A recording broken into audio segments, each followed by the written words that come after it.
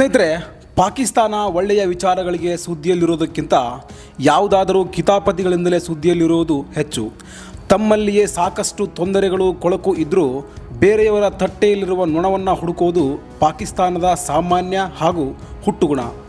ಬೇರೆ ದೇಶದಲ್ಲಿ ಸ್ವಲ್ಪವೇ ತೊಂದರೆಯಾದರೂ ಅದನ್ನು ತುಂಬ ಸೀರಿಯಸ್ ಆಗಿ ತೆಗೆದುಕೊಳ್ಳುವ ಪಾಕಿಸ್ತಾನ ತಮ್ಮಲ್ಲಿರುವ ಎಣಿಸಲು ಅಸಾಧ್ಯವಾಗುವಷ್ಟು ತೊಂದರೆಗೆ ಪರಿಹಾರವನ್ನು ಹುಡುಕುವ ಪ್ರಯತ್ನವನ್ನು ಕೂಡ ಮಾಡೋದಿಲ್ಲ. ವಿಶ್ವಸಂಸ್ಥೆಯಲ್ಲಿ ನಾಚಿಕೆ ಇಲ್ಲದೆ ಭಯೋತ್ಪಾದನೆ ಬಗ್ಗೆ ಮಾತನಾಡುವ ಪಾಕಿಸ್ತಾನ ಸ್ವತಃ ತಾನೇ ಭಯೋತ್ಪಾದನೆಯನ್ನು ತನ್ನ ಮಡಿಲಲ್ಲಿ ಸಾಕುತ್ತಿರುವುದು ಪ್ರಪಂಚಕ್ಕೆ ಗೊತ್ತು. ಆದರೂ ಕೂಡ ಜಾಗತಿಕ ಸಂಸ್ಥೆಗಳಲ್ಲಿ ಭಯೋತ್ಪಾದನೆಯನ್ನ ದ್ವೇಷ ಮಾಡುವಂತೆ ಪೋಸ್ ಕೊಡೋದನ್ನು ಮಾತ್ರ ಇವರು ನಿಲ್ಲಿಸುವುದಿಲ್ಲ. ಜಮ್ಮು ಕಾಶ್ಮೀರದಲ್ಲಿ ಅಲ್ಲಿಯ ಜನರ ಹಿತಾಸಕ್ತಿಯ ಬಗ್ಗೆ ಮಾತನಾಡುವ ಪಾಕಿಸ್ತಾನ ತನ್ನ ಪ್ರಜೆಗಳ ಮೇಲೆ ಯಾಕೆ ಅಷ್ಟು ಹಿತಾಸಕ್ತಿಯನ್ನ ವಹಿಸೋದಿಲ್ಲ? ಯಾಕಂದ್ರೆ ಅದು ಭಾರತ ಅಲ್ಲ, ಪಾಪಿ ಪಾಕಿಸ್ತಾನ. ಅವರಿಗೆ ಅಕ್ಕಪಕ್ಕದಲ್ಲಿರುವವರ ಮೇಲಿನ ಆಸಕ್ತಿ ತಮ್ಮ ಮೇಲೆ ಇರೋದಿಲ್ಲ. ಭಾರತದಲ್ಲಿ ಗಲಭೆ ಆದರೆ ಪಾಕಿಸ್ತಾನ ಮಾತನಾಡುತ್ತೆ, ಇಲ್ಲಿ ರಾಮ ಮಂದಿರ ನಿರ್ಮಾಣ ಆದರೆ ಕೂಡ ಮಾತನಾಡುತ್ತೆ, ಅದರ ವಿರುದ್ಧ ಜಾಗತಿಕ ಸಮಾವೇಶದಲ್ಲಿ ದೂರನ್ನು ಸಹ ನೀಡುತ್ತೆ.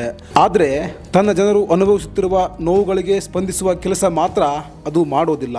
ತನ್ನನ್ನು ತಾನು ಅಣುಶಕ್ತ ರಾಷ್ಟ್ರ ಎಂದು ಕರೆದುಕೊಳ್ಳುವ ಪಾಕಿಸ್ತಾನ ಅಣುಶಕ್ತವಲ್ಲದ ಇರಾನ್ ಹಾಕಿದ ಡ್ರೋನ್ ಬಾಂಬುಗಳನ್ನು ಪತ್ತೆ ಹಚ್ಚಲು ಕೂಡ ಸಾಧ್ಯವಾಗದ ಪರಿಸ್ಥಿತಿಯಲ್ಲಿದೆ. ಮೊನ್ನೆ ಇರಾನ್ ಪಾಕಿಸ್ತಾನದ ಮೇಲೆ ಆರಿಸಿದ್ದ 2 ಡ್ರೋನ್ಗಳು ಅಲ್ಲಿಯ ರೆಡಾರ್ಗಳ ಕಣ್ಣು ತಪ್ಪಿಸಿ ದಾಳಿ ಮಾಡಿದ್ದವು. ಅಲ್ಲಿ ದಾಳಿ ಆಗಿದೆ ಎನ್ನುವುದು ಕೂಡ ಅವರಿಗೆ 2 ದಿನಗಳ ಕಳೆದ ನಂತರವೇ ತಿಳಿದಿದೆ. ಇಂತಹ ಪಾಕಿಸ್ತಾನ ಭಾರತದ ವಿರುದ್ಧ ಮಾತನಾಡುವುದನ್ನು ಮಾತ್ರ ಬಿಡೋದಿಲ್ಲ. ಮೊನ್ನೆ ರಾಮ ಮಂದಿರದ ಸ್ಥಾಪನೆಯ ವಿರುದ್ಧ ಜಾಗತಿಕ ಸಭೆಯೊಂದರಲ್ಲಿ ಮಾತನಾಡಿದ ಪಾಕಿಸ್ತಾನದ ಅಧಿಕಾರಿಗಳು ಭಾರತದಲ್ಲಿ ಅಲ್ಪಸಂಖ್ಯಾತರಿಗೆ ತೊಂದರೆಯಾಗುತ್ತಿದೆ, ಹಾಗೆ ಭಾರತದಲ್ಲಿ ಅಲ್ಪಸಂಖ್ಯಾತರಿಗೆ ಬೆದರಿಕೆ ಇದೆ ಎಂದು ಮಾತನಾಡಿದ್ದಾರೆ. ಭಾರತದ ಆಂತರಿಕ ವಿಷಯದಲ್ಲಿ ಇವರಿಗೆ ಯಾಕೆ ಇಷ್ಟು ಇಂಟ್ರೆಸ್ಟ್ ನನಗಂತೂ ಗೊತ್ತಿಲ್ಲ. ಭಾರತದಲ್ಲಿ ನಿರ್ಮಾಣವಾದ ರಾಮ ಮಂದಿರ ಇಲ್ಲಿಯ ಕೋರ್ಟ್ನಿಂದ ಬಂದ ತೀರ್ಮಾನದ ನಂತರ ನಿರ್ಮಿಸಲಾಗಿದೆ. ಅದು ಕೂಡ ಎಲ್ಲ ರೀತಿಯ ಸಂಶೋಧನೆಗಳ ನಂತರ ಅದರ ರಿಪೋರ್ಟ್ ಆಧರಿಸಿ. ಇಲ್ಲಿ ಯಾರ ಮಾತನ್ನು ಓಲೈಕೆಯನ್ನು ಪರಿಗಣಿಸದೆ ಕೋರ್ಟ್ ನೀಡಿದ ತೀರ್ಪಿನಂತೆ ರಾಮ ಮಂದಿರ ನಿರ್ಮಿಸಲಾಗಿದೆ. ಆದ್ರೆ ಇದೆಲ್ಲ ಈ ಪಾಕಿಸ್ತಾನಕ್ಕೆ ಏನ್ ಗೊತ್ತು?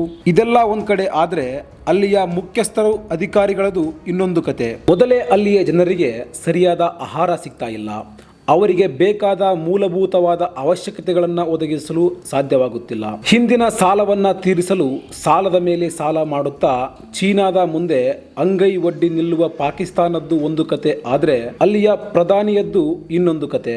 ಅಲ್ಲಿ ಈಗ ಚುನಾವಣೆಗಳು ನಡೆಯುತ್ತಿವೆ. ಪ್ರಸ್ತುತ ಪ್ರಧಾನಿಯಾದ ಶಹಬಾಜ್ ಶರೀಫ್ ಚುನಾವಣೆ ರ್ಯಾಲಿಯೊಂದರಲ್ಲಿ ಒಂದು ಕ್ಯಾಪ್ ಧರಿಸಿದ್ದ. ಅದರ ಬೆಲೆ ಬರೋಬ್ಬರಿ 1 ಲಕ್ಷ ರೂಪಾಯಿ. ಇದನ್ನು ನೋಡಿದ ಅಲ್ಲಿಯ ಜನ ಆತನಿಗೆ ಚೀಮಾರಿ ಹಾಕುತ್ತಿದ್ದಾರೆ. ಈ ಘಟನೆಗೂ ಮೊದಲು ಶಹಬಾಜ್ ಮೇಲೆ ಅಲ್ಲಿಯ ಜನರಿಗೆ ಒಳ್ಳೆಯ ಅಭಿಪ್ರಾಯವಿತ್ತು. ಅಲ್ಲಿ ಆತನೇ ಮತ್ತೆ ಪ್ರಧಾನಿ ಆಗ್ತಿದ್ದ ಕೂಡ. ಆದರೆ ಈಗ ಅಲ್ಲಿಯ ದೃಶ್ಯ ಕೊಂಚ ಬದಲಾದಂತೆ ಗೋಚರವಾಗುತ್ತಿದೆ.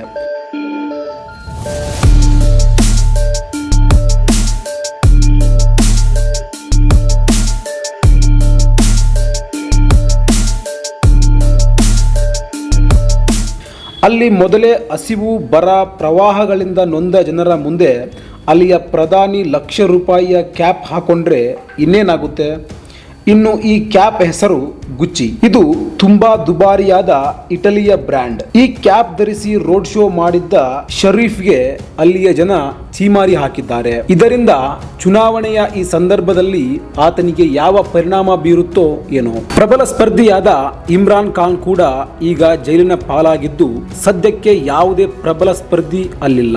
ಬಹುಶಃ ಅದೇ ಧೈರ್ಯದಿಂದಲೇ ಶಹಬಾಜ್ ಈಗ ಮಾಡಿರಬಹುದು. ಇಲ್ಲಿಯ ನಾಯಕರಿಗೆ ಜನರ ಹಸಿವೆಗಿಂತ ಶೋಕಿನೇ ಹೆಚ್ಚು ಎನ್ನುವುದಕ್ಕೆ ಇದಕ್ಕಿಂತ ಉತ್ತಮ ಉದಾಹರಣೆ ಮತ್ತೊಂದಿಲ್ಲ. ಇದಾಗಿತ್ತು ಈ ವಿಡಿಯೋ.